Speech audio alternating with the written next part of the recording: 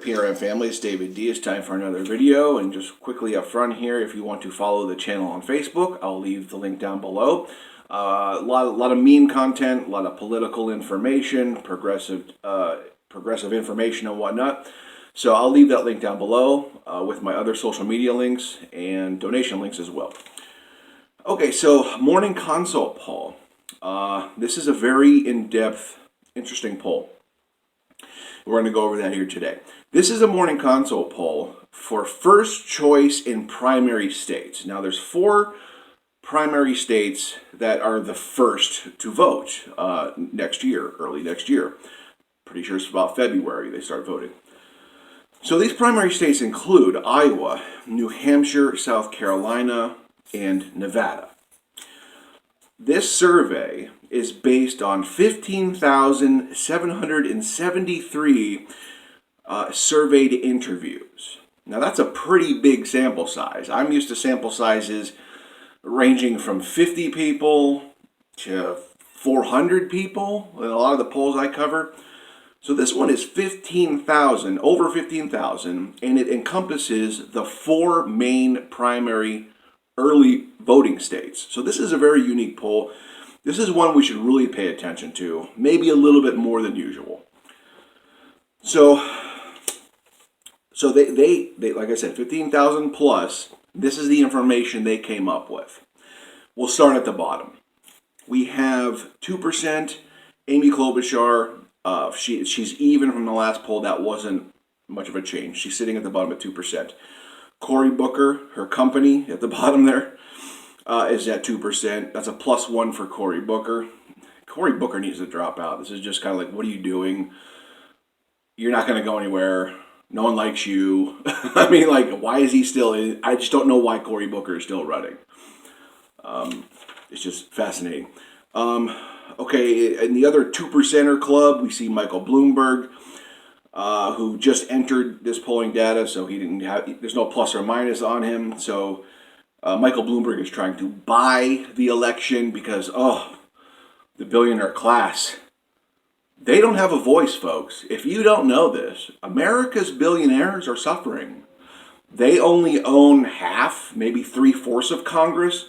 They don't own the whole Congress yet. Okay, so let's give Michael Bloomberg a voice. Okay? Moving on. Andrew Yang, 3%. Now this is a -1 for Andrew Yang. This is interesting because Andrew Yang has just had solid support over these past 6 to, 9 months, maybe a year. Every poll Andrew Yang has been in has been between 2 and 5%. But this is one where he's actually a -1. I have not seen a negative slash mark next to Andrew Yang's name in any polling data. He, like I said, he has a strong support base. He has just a strong group of people who keep him between 2 and 5%. He's 3% here, but it's a -1. So I've never seen that. I'm not saying it's an implication. I'm saying in this one poll, I've never seen this before, where Andrew Yang actually lost a point or two. But I don't think it's indicative of anything bigger. I just wish he would get better, attention. But anyways, moving on, we see Kamala Harris at 4%. That's a +2 for her. Like, see, that doesn't add up to me. Like, she's down, going down, down, down, down, down, down, down. Hi, I'm Kamala Harris. I'm down here. Don't know why she has a +2. Okay. Tulsi Gabbard, 4%. That's a +2 as well. That's always welcome to see Tulsi Gabbard in the plus category.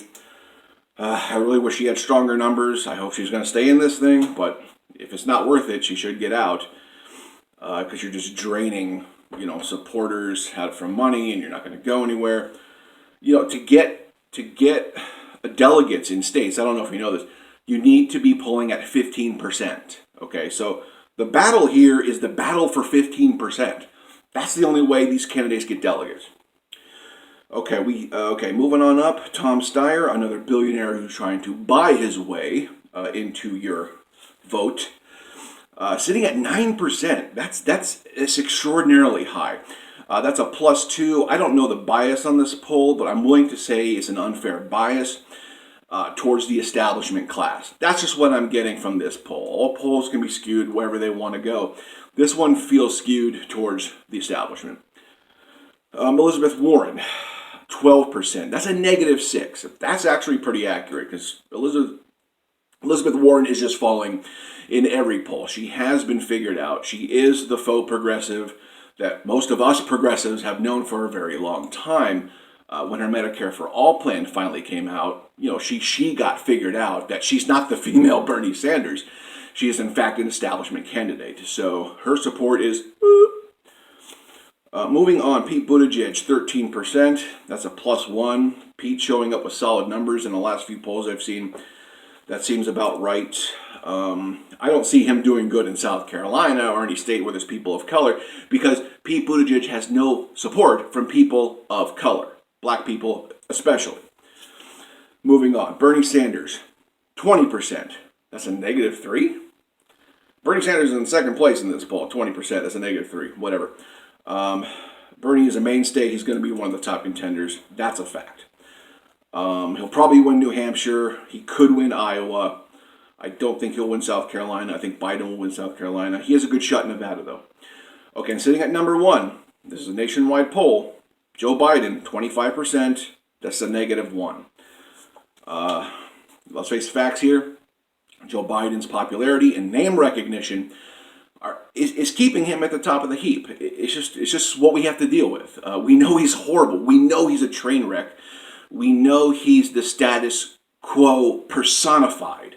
But we have to contend that he is at the top of the heap on the nationwide scene. Okay, state by state, not really. And I don't think he'll win Iowa. I don't think he'll win New Hampshire. But on a nationwide setting, Joe Biden is still a contender. So I'm going to leave this link down below. Let's talk about it. There's additional information in there I want you to see. Like, share, subscribe, click the bell. I'll talk to you in the comments.